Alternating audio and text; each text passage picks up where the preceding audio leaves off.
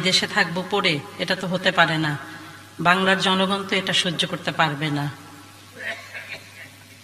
পিতা মাতা ভাই বোন সব হারিয়ে এত বড় শোক সামলানো খুব কঠিন।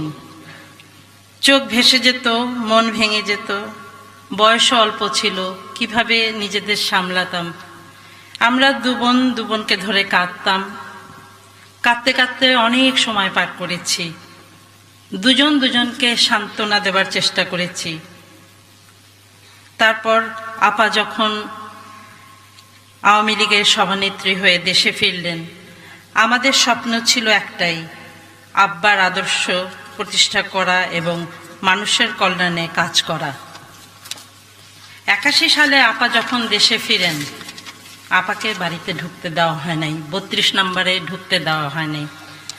বাড়ির সামনে রাস্তায় বসেই তিনি দোয়া দরুদ পড়তে বাধ্য হন। এই বাড়িতে আমাদের কত স্মৃতি। 6 দফা স্বাধীনতা আন্দোলনের সময় এই বাড়িতে কত মানুষ আসতো, কত সভা হতো, লোকের কান্না থাকতো। সেই বাড়ি আজ নির্জন, নিস্তব্ধ, শূন্যতায় ভরা। বুকের ভেতর সব ব্যথা বেদনা চেপে রাখতে হতো, কাউকে কিছু বলতে পারতাম না। নিজেকে নিজেই শক্ত করে রাখতাম, সান্ত্বনা খুঁজে বেড়াতাম। 83 সালে আমি বাংলাদেশে ফিরে আসি। এসে ওই বাড়িতে প্রবেশ করতে আমার খুব কষ্ট হয়েছে, বুক ভেঙে গেছে। আমাদের ভাগ্যে ছিল আব্বার হাতের এই স্মৃতি, এবং এটাই আমাদের জীবনের একটা অমূল্য সম্পদ। আমাদের পারিবারিক একটি মূল্যবোধ ছিল। জন্ম থেকেই আমরা আব্বাকে দেখে আসছি জেলে জেলে। আমার মায়ের কাছে শিক্ষা পেয়েছি বড়দের কিভাবে সম্মান করতে হয়। অনুমতি ছাড়া তাদের জিনিসপত্র ধরা বা দেখা উচিত না। আব্বার লেখা খাতাগুলো মা খুব যত্ন করে গুছিয়ে রাখতেন তার প্রিয় জিনিসপত্রের সঙ্গে। আমরা দূর থেকেই দেখতাম, কিন্তু ধরা বা দেখা বা পড়ার সাহস হতো না, বা তখন এত বুঝতেও পারিনি যে এর ভিতরে এত কিছু লেখা থাকবে এবং এটা যে আমাদের পরম সম্পদ, সেটা তখনও বুঝতে পারিনি। অনেক ছোট ছিলাম। আমরা দূর থেকেই দেখতাম। ইতিহাসের একটা প্রামাণ্য দলিল হয়ে উঠবে এটা। তখনও বুঝতে পারি না আব্বার জীবন কত বিচিত্রভাবে চিত্রিত, কত দুর্লভ অভিজ্ঞতার মধ্যে দিয়ে নিজেকে গড়ে তোলার পাশাপাশি সে সময় রাজনীতি ও রাজনীতিবিদদের সম্পর্কে চিন্তা ভাবনা করতেন। সাধারণ মানুষের কথা ভাবতেন, বাবা মার কথা ভাবতেন। তিনি তার সময় একান্ত একজন বিশ্বস্ত ও আদর্শবাদী রাজনীতিবিদ ছিলেন। তারুণ্যের অদম্য সাহস, দেশপ্রেম, আত্মত্যাগের মহিমা, দুর্দান্ত দূরদর্শিতার অধিকারী ছিলেন। সহজ সরল মুখের ভাষায় নিজের জীবনের সব কথা বলেছেন।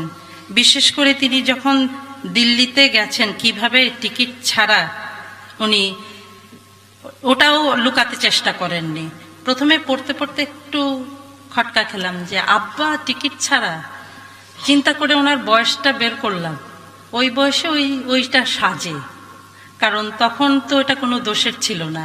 ওই বয়সে তো ছেলে মেয়েরা অনেক কিছু করে। উনি তো একটা সামান্য একটা টিকিট নিয়ে 3 জন চলেছিলেন। ওটাও লুকাতে চেষ্টা করেননি যে আমি ওইটা কোনো ঘটনাই ঘটেনি বা কিছু। এই যে সহজ সরল ব্যাপারটা কিভাবে লিখে গেলেন, সেটা বঙ্গবন্ধু বলেই সম্ভব।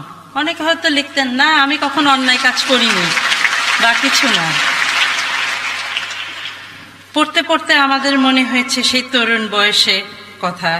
এই গ্রন্থের পাতায় পাতায় রয়েছে তার সাধারণ জীবনের সাক্ষী। আমি আপা পাতা ছুঁয়ে ছুঁয়ে তার স্মৃতির ঘ্রাণ খুঁজে পেতে চেষ্টা করেছি। একবার না, কতবার যে আমরা পড়েছি। প্রথম ভয় লাগতো, কিন্তু তারপরে মনে হতো কখনই খারাপ লাগলে বা কোনো সময় ওখান থেকে একটা লাইন পড়ে নিজেদের শক্তি সাহস আমরা জোগাড় করতাম। এটাই আমাদের শ্রেষ্ঠ প্রাপ্তি। কারণ এত তাড়াতাড়ি চলে যাবে বুঝতে পারিনি তো। আমাদের হয়তো কিছু বলতেন, দিক নির্দেশনা দিতেন, ওখানেই পড়ে মনে হতো আব্বা বোধহয় চাচ্ছেন এখন এটা করি বা ওটাই আমাদের মনে হতো যে এখনো এখনো আমরা পড়ি কোনো কিছু মনে হলে মনে হয় ওখান থেকে আমাদের উদ্দেশ্য বলা হচ্ছে, হয়তো আব্বা আপার হাতে মাথায় হাত রেখে বলছেন, হাসু তুমি এটা করো, দেশের কল্যাণের জন্য এটা করো। আপা বোধহয় ওইখান থেকেই এত সাহস বা এত কাজ করার উৎসাহ পান। এই গ্রন্থে একটি কথা আছে, আমার দাদা আমার বাবাকে বলেছেন, বাবা রাজনীতি করো, আপত্তি করব না, তবে লেখাপড়া করতে ভুলো না, লেখাপড়া না শিখলে মানুষ হতে পারবে না। এই কথাটা আমি আমার ছেলে মেয়েদের সব সময় বলি, বাবা লেখাপড়া করো, লেখাপড়া শিখে অনেক জ্ঞানী হও, লেখাপড়া ছাড়া দুনিয়াতে চলতে পারবে না। সবাই সব কিছু নিয়ে যেতে পারে, ওই শিক্ষাটা কেউ নিয়ে নিতে পারবে না, এবং সেই চেষ্টাই করে যাচ্ছি। আমি আগেই বলেছি আমাদের পারিবারিক একটি মূল্যবোধ ছিল, এটা হলো সেই মূল্যবোধ, শিক্ষা দীক্ষা।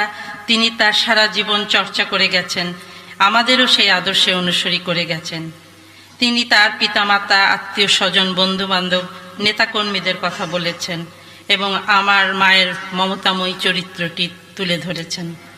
তিনি কতখানি আদর্শময়ী আত্মদেখী মহিলা ছিলেন। এই আত্মজীবনী বাঙালি জাতির সংগ্রামী ইতিহাসের একটি শ্রেষ্ঠ অধ্যায় হয়ে থাকবে। এই ইতিহাস তরুণ প্রজন্মের কাছে শিক্ষণীয়, দেশপ্রেমের উজ্জ্বল শিক্ষা হয়ে থাকবে, সামনে চলার সাহস যোগাবে। আমি আশা করব এই আত্মজীবনী আপনারা পড়বেন, অন্যকে পড়তে সহযোগিতা করবেন, তাহলেই তার আত্মার শান্তি পাবে, তার প্রতি শ্রদ্ধা জানানো হবে। কেননা বাংলার মানুষ ছিল তার প্রিয়। তিনি এই বাঙালি জাতির একটি স্বাধীন দেশ দিয়ে গেছেন, এই দেশের কল্যাণের জন্য সারা জীবন আত্মত্যাগ করে গেছেন। খাতাগুলি হাতে নিয়ে মনে হয়েছে সাধারণ রুলটা না খাতা। কারাগারের ভেতরে বসে তিনি সাধারণ একটি কলম দিয়ে লিখে গেছেন তার জীবন স্মৃতি। বিদেশি পাচার দেশের অর্থনীতির জন্য মারাত্মক ক্ষতিকর বলে অনেকে মনে করছেন। আপনি একজন অর্থনীতিবিদ হিসাবে আপনার কাছে আমাদের একটু প্রশ্ন, যে এই ক্ষেত্রে কোন কোন জায়গায় আপনি সরকারের লুপ হোলস গুলি দেখেন এবং আপনি মনে করেন যে এই ব্যাপারগুলি মানে নীতিমালায় পরিবর্তন আনা দরকার বা কোনো আইনের পরিবর্তন আনা দরকার বা আরো ভিজিলেন্ট হওয়া দরকার, কোন বিষয়গুলি নিয়ে আপনার পরামর্শ বা সাজেশন, অবজারভেশন? সেখানে বলছিলাম আজকে রুল অফ লটা এস্টাবলিশ করা, আইনের কোনো বিষয় না, আইনটা প্রয়োগ করতে হবে। তো আইন প্রয়োগ না করলে এগুলো তো কিছুই হবে না।